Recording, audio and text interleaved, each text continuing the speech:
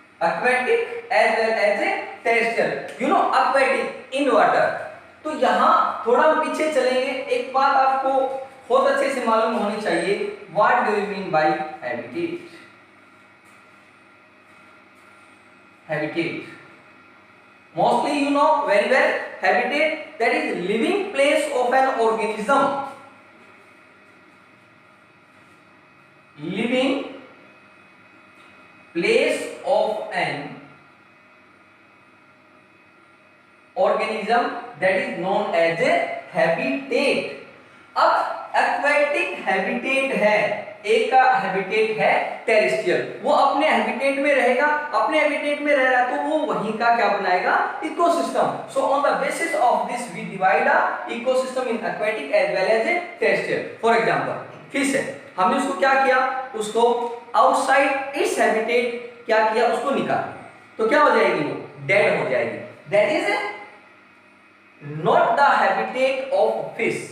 हम है या टेरेस्ट्रियल एनिमल है, वाटर में डाल दिया उनको तो क्या होंगे, वो मर जाएंगे क्योंकि उनका हैबिटेट वो नहीं है. So on the basis of this ecosystem is divided into aquatic as well as a terrestrial. चलिए और डिवाइड करके देखते हैं. एक्वेटिक में आप देखते हैं, एक्वेटिक में भी fresh water as well as a marine water. जो ऑर्गेनिज्म सी में रह रहे हैं वो कहां नहीं रहते, not live in a fresh water. जो फ्रेश वाटर में है वो कहां नहीं रह सकते, not in sea water. So on the basis of their habitat they are again categorised into fresh water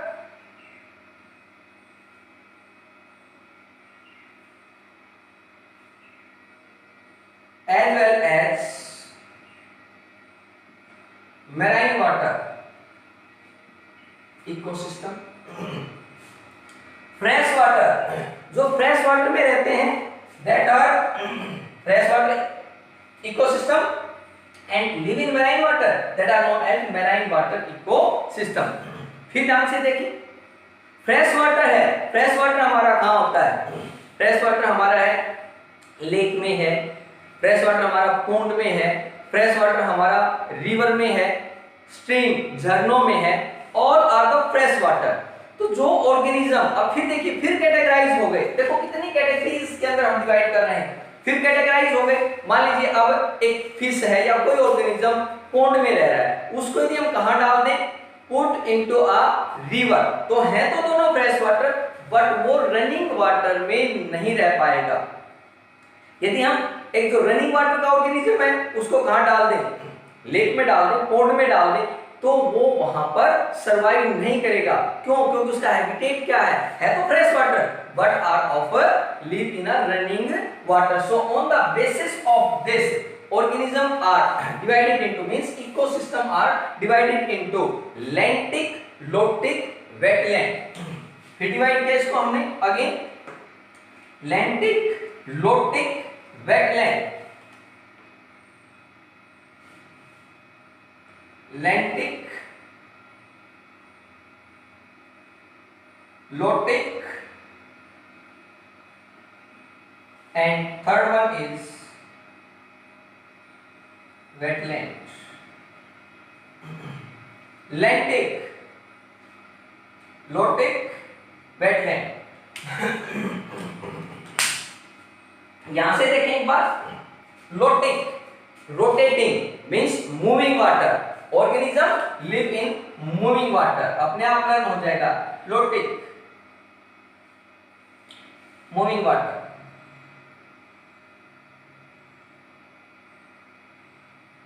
lentic standing water,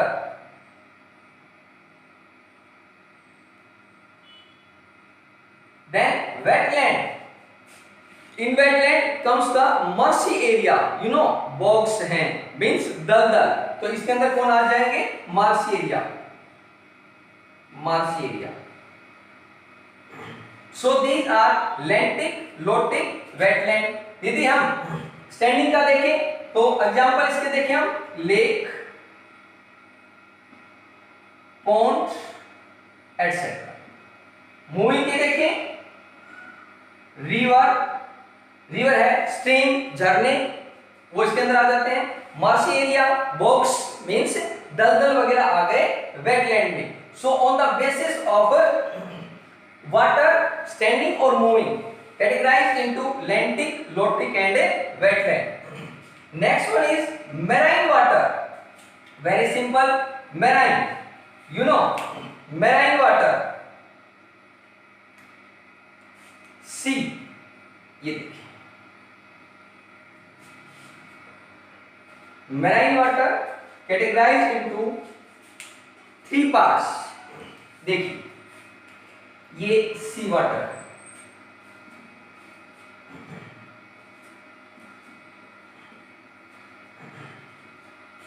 आप देखते हैं कुछ ऑर्गेनिज्म हैं जैसे स्मॉल फिश वगैरह हैं, वो आपको सी शोर किनारे पर मिल जाएंगे। थोड़ी सी उससे ज्यादा देखें, थोड़े और उससे बड़ी फिश या और बड़े ऑर्गेनिज्म हैं, वो थोड़े से नेक्स्ट एरिया में मिलेंगे। और जो बहुत ज्यादा इसी तरह इधर से भी देखें, सी शोर है, उसके बाद उसका नेक्स्ट पार्ट है, और ये मेन सी हो गया। तो जो बहुत बड़े ऑर्गेनिज्म हैं, वेल्स वगैरह हैं, वो यहां मिलेंगे। आपने देखा होगा कई बार न्यूज में आता है कि वेल्स कहां आई, शोर, सी शोर किनारे पर आई और वो मरी हुई मिली। मींस क्योंकि वो अपने हैं, देखिए हैबिटेट तो सेम ही हुआ ना, ये भी क्या है मैराइन वाटर और ये भी मैराइन वाटर, ये भी मैराइन वाटर है, लेकिन वो इस हैबिटेट से निकलकर मतलब ओपन सी से निकलकर यहां आ जाती हैं with help of water current. तो क्या हो जाएंगी, डाई हो जाएंगी, मर जाएंगी। सो on the basis of this marine water also divided into, उसको डिवाइड कर दिया कहां, किस किस के अंदर, डिवाइडेड इनटू सी शोर, then open sea, then upwelling. थोड़ा सा क्या अपवेलिंग मीन थोड़ा सा आगे की जगह उसकी, यानी सी शोर, अपवेलिंग और open sea. This is open sea, then this upwelling and this is shore. Means इसको भी हमने कैटेगराइज किया किसके अंदर, 3 पार्ट्स के अंदर। यहां जो ऑर्गेनिज्म है वो यहां नहीं जा पाएंगे, वो यहीं रहेंगे। So on the basis of this there is a division of ecosystem. अब आता है terrestrial, you know terrestrial land के ऊपर। तो लैंड के ऊपर भी आप देखते हैं ग्रास लैंड है, देन डेजर्ट है, फॉरेस्ट है। एक फॉरेस्ट का ऑर्गेनिज्म है, डेजर्ट में नहीं रहेगा, डेजर्ट का है फॉरेस्ट में नहीं रह सकता। दूसरा ग्रासलैंड का है, वो न डेजर्ट में रहेगा न फॉरेस्ट में रहेगा। तो देखिए terrestrial, on the basis of this terrestrial are categorised into 3: forest, desert and forest, desert and grassland. Desert, forest, grassland आगे पीछे लिख सकते हैं, कोई फर्क नहीं पड़ता। तो देखिए डेजर्ट, ग्रासलैंड। अब यहीं से थोड़ा एक और एक हम यहां पर एक आपको थोड़ा चेक पॉइंट देंगे कि ग्रासलैंड है। In grassland ecosystem you know presence of grass hopper. सबसे पहले होते ग्रास, ग्रास को ईट करने के लिए आएंगे ग्रास होपर, ग्रास होपर को फ्रॉग, फ्रॉग को स्नेक, स्नेक को ईगल। ये एक इकोसिस्टम बना, लिविंग इकोसिस्टम। मतलब लिविंग का मतलब बायोटिक हुआ, एबायोटिक में वहां पर क्या है, लाइट है, वाटर है। तो ये क्या हो गया, ग्रासलैंड। अब on the basis of presence और duration ecosystem is of, on the basis of duration, duration के बेस पर इकोसिस्टम, ड्यूरेशन का मतलब टाइम पीरियड के हिसाब से इकोसिस्टम कितने टाइम तक रहता है। तो आप किसी भी इकोसिस्टम में से देखें, यहां पर हमें एक्वेटिक, टेरेस्ट्रियल को ऐसे डिवाइड नहीं करना है कि एक्वेटिक वाले ही ड्यूरेशन के हिसाब से रहेंगे, वो कोई भी इकोसिस्टम हो सकता है। So on the basis of duration, on the basis of duration mean time period,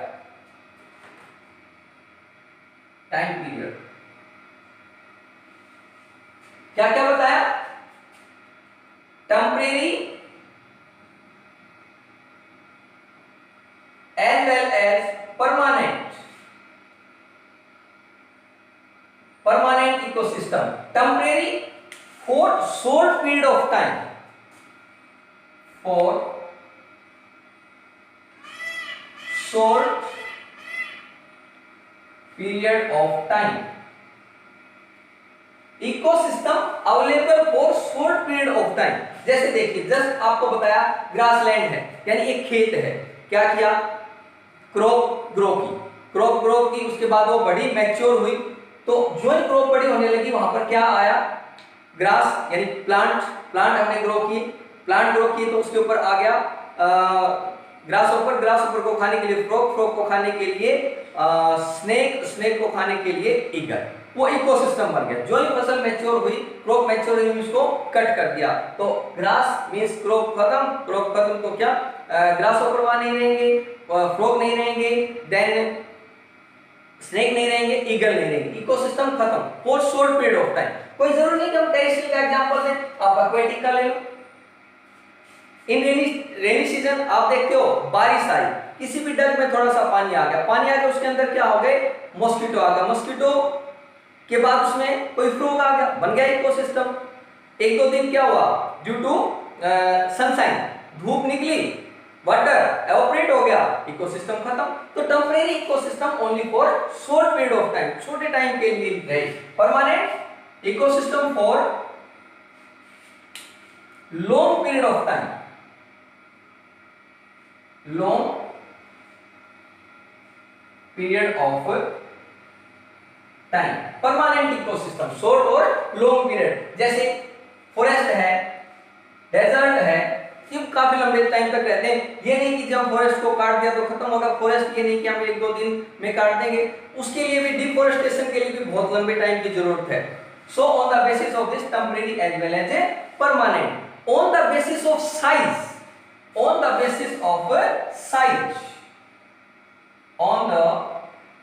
basis of size के बेस पर ecosystem is of micro as well as macro ecosystem. Micro on small scale ecosystem, very simple, small scale ecosystem, small scale ecosystem। अभी just आपको बताया कि इसके अंदर aquarium है या फिर एक कोई लीफ है, लीफ के ऊपर कोई भी ग्रास ऊपर वगैरह या कोई इंसेक्ट आ गया, तो ये एक इकोसिस्टम बन गया, लेकिन छोटा सा। So it is known as a micro ecosystem. Micro ecosystem, macro ecosystem, large scale ecosystem, large scale ecosystem, that is known as a macro ecosystem. So this is all about a introduction of a ecosystem, and for